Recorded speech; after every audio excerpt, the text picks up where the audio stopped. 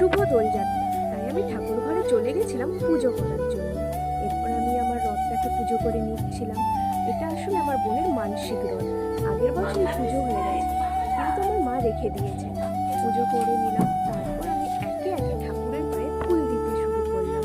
আমাদের বাড়িতে ছোট ছোট ঠাকুর রয়েছে, তাই আমি একে একে তাদের পায়ে ফুল দিচ্ছিলাম।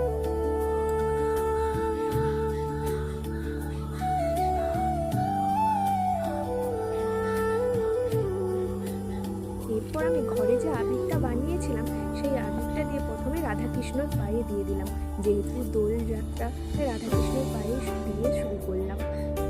এরপর দেখো, আমি কপু সোনার পায়ে দিয়ে ওর গালেও একটু লাগিয়ে দিলাম। কি সুন্দর লাগছে। তারপর আরতি করে আমি আমার পুজো কমপ্লিট করলাম। যদি আমার ভিডিও ভালো লেগে থাকে, তাহলে লাইক, কমেন্ট, শেয়ার, সাবস্ক্রাইব করে দিতে ভুলবেন না কিন্তু। অনেক অনেক ভালোবাসা দেবেন আমায়।